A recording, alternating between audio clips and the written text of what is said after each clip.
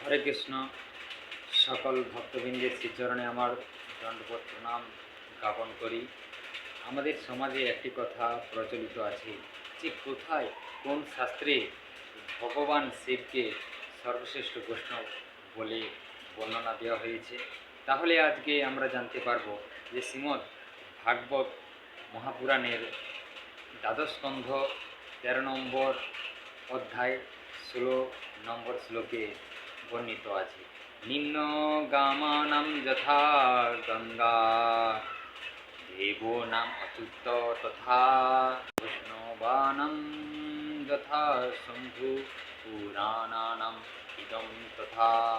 শ্রীমদ্ ভাগবতের 12 স্কন্ধ 13 অধ্যায় 16 নম্বর শ্লোকে বর্ণনা করা হয়েছে যে নিম্নগামী নদীদের মধ্যে গঙ্গাই হচ্ছে সর্বোত্তম বা সর্বশ্রেষ্ঠ, আর দেবতাদের মধ্যে সর্বশ্রেষ্ঠ হচ্ছে অচ্যুত, যিনাকে ভগবান কৃষ্ণ বা বিষ্ণু বলে আমরা সম্বোধন করি বা পূজন করি।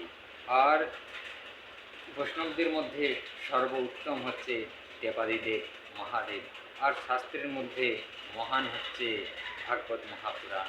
হরে কৃষ্ণ।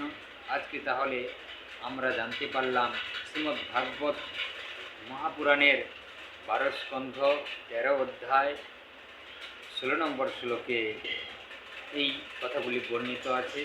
এ থেকে আমাদের সংশয় দূরীভূত হতে পারে, মনের সংশয় ঘুচে যেতে পারে যদি আমরা শ্রীমদ্ ভাগবতকে মান্য করে থাকি আর সম্মান আর পূজন করে থাকি। হরে কৃষ্ণ। সকলে ভালো থাকবেন, এটাই আমার কামনা।